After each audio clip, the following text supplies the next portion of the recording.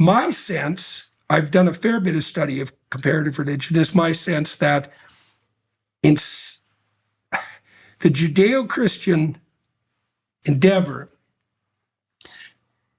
proceeded farther along the line of explicit representation than any other religious system. Mm-hmm. Now, we could debate that, but, that's not much different than saying that Western cultures are the most literate, which is that's the case. Yeah, that's a fact. So, yeah, definitely. And the Jews got there early. Mm-hmm, yeah, and I always say, we have the Eskimos and, in northern Canada reputed to have 12 words for snow. And you find that with the Jews. You find there's 6 different types of words for knowledge and wisdom and intuition and you can identify them. They don't have as many words for snow. And so what were their tool? What was their environment like? It was saturated with religion.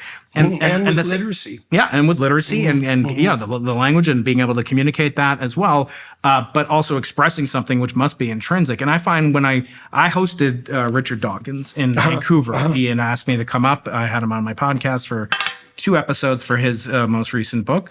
And I'm always, and I've had Sam Harris on the last year as well. And the thing that's frustrating to me about when I talk to scientists like them is how simple their understanding is, quite frankly, of religion, specifically Judeo-Christian. I'm not an expert in anything. I mean, I was an altar boy in the Catholic Church as a kid, a complicated story, but I'm born Jewish, 2 Jewish parents, and I'm Jewish to this day. But the point, their understanding of things, like I said to Richard, in Vancouver, 1,000 people there, it was wonderful. People coming up, tears in their eyes, thank you for making me an atheist. And I found it so depressing. Because of the richness, and by the way, I often call myself a practicing agnostic, meaning, and which I think is in harmony with your famous statement that I mentioned before. In other words, if you know for sure that God exists, then you're an absolute fool or an imbecile if you don't believe in him or whatever that means, almost to the point of evidence. And I don't dispute that many, many Christians feel it in a way that Jews don't, this personal relationship with God, the Savior, and that he died for my sins. It's harder for Jews to relate to that. But I stipulate that they feel that way. But to that you are an atheist, like that is your identity, is a very strange thing to me to believe, especially from these brilliant men like Sam and like Richard, because they have such simplistic ideas. Well, the thing that's odd about Sam too, in that regard, is that he's drifted into a kind of a visionary Buddhism. Yeah. And I think I understand why. Like, one of the characteristics of the meditative tradition that Sam is partaking in is that the God of that meditative tradition is extraordinarily ineffable, not defined and also not concretized into ritual or story. Practice. Now, the advantage to that is that you can't criticize it intellectually. Can't falsify it, right? Well, that's exactly right. Exactly. And I see that in the Christian tradition, the Orthodox Church has been the most resistant to woke idiocy, partly because it's so embedded in non-propositional tradition, right, liturgy and ritual, that, well, how are you going to criticize? It's like criticizing dance, like or music. You're just not going to get anywhere with it. The taste is not indisputable, right? I said to Richard, I said, look, Richard, I also don't believe in the God that you also don't believe in. Right. It's so simplistic. And Sam, to some extent, is worse, just from the perspective that he's so persuasive. I mean, he's the only person besides you that I've ever known, I've spent 4 hours with, that never uses the word has any verbal crutches whatsoever. And I don't mean to jinx our conversation, but he just speaks he speaks in prose, as they say, paragraphs. And when we talk about things, very simple things, why don't you do, what is your feeling about Judaism that made you reject, I guess his dad is Jewish, I forget. Just take slavery. And he just asserts that, slavery there's no such thing. If he said to me, Brian, you and I create a religion. Are we going to have slavery in it? I said, Sam, this is like my 7-year-old learns this, in school, in her Talmud class. Like, you can't be serious. Like, you think that slavery slavery meant like black African slave trade, in the deep South in America. And it's just not that. And as we go through it, and I taught him, what it meant to have a slave. By the way, Moses is called a slave of God. Did that mean that Moses was whipped by God? No, it means he's a servant. And there was this concept called indentured servitude, which is actually a kindness. If you couldn't pay your debt to me, Jordan, and you were going to steal something, no, I would give you, basically employ you, and I'd provide food and shelter. And by the way, sometimes you wouldn't want to leave.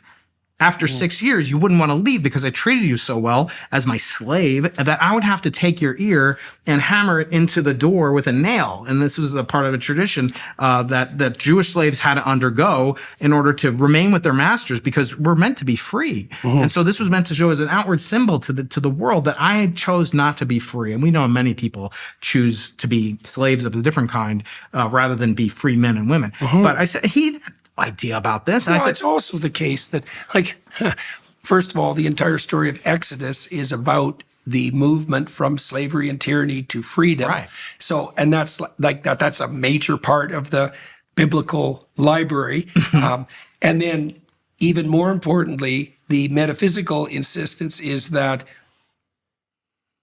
if you're not a slave to God, let's say, so to speak, there's something that you're a slave to. you might be a slave to yourself. And that's not appropriate. Or a slave to your whims. Your work. And that's what hedonistic self-gratification is. It's like, I'm free. It's like, no, you're not.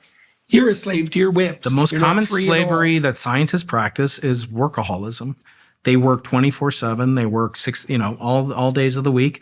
They're so fascinated because it's so intoxicating. You have that feeling when you discover something and you realize, wow, gee, I am the first frail human that's ever understood this in the history of the planet. It might be small. It might be incremental. Maybe it's not. Yeah, but you also don't know. But you don't know, and you don't know what these little seeds. Hot on the trail, man. Yeah, you may blossom into something so wonderful, and that's what's so great about science. But it's addictive, and I tell my students, you have to work. But people forget, Jordan, right? Before it says, on the seventh day you shall rest, it says 6 days you must work. In other words, it's not optional. It's a command. It's a mitzvah command form. Hebrew has, English doesn't. You must work, Jordan, because you can't appreciate the true sense of soul society, nefesh, satiating of your soul, unless you have that feeling of accomplishment of working the earth or working in the laboratory. Right. But You if you won't have a only do that, vacation. you're a slave. I don't care. You might have a Nobel Prize, but you're a slave.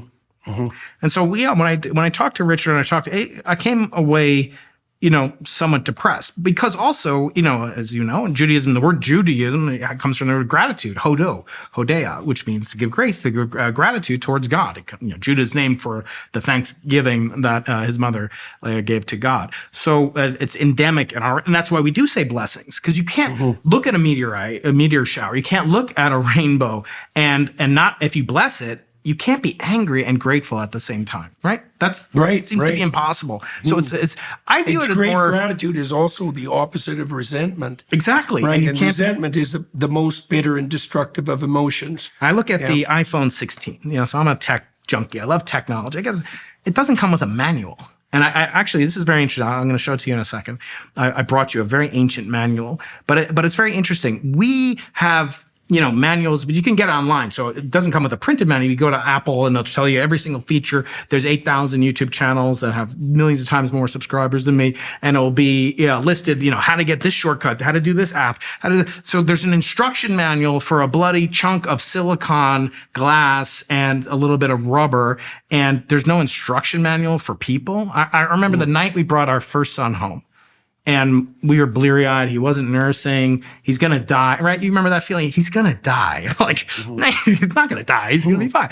He's 6 pounds. It's the revelation of a child. It's This terror. thing might die. It's sheer terror, and it's the most responsible. And they send you home, and there's no instruction manual. And I actually said, let's look at the manual to my wife. And she's, what the hell are you talking about? There's no manual. But humans need some instruction. And it doesn't have to come from somewhere, but it can't come from yourself. When I talked to Stephen Bartlett, he said, I'm a good person. I don't kill anybody. I say, Stephen, how many people that committed great sin and great evil thought they were doing evil? None of them, not a single bloody one of them thought they were doing evil. They justified it as great good, whether it was eliminating Jews or, whatever. I don't even have to take it that far. So he's trying to justify I think his behavior, because what happens, Jordan, when you believe in God or you have some notion of emunah or faith or just want to approach a creator or something bigger than you, well, then you have obligations.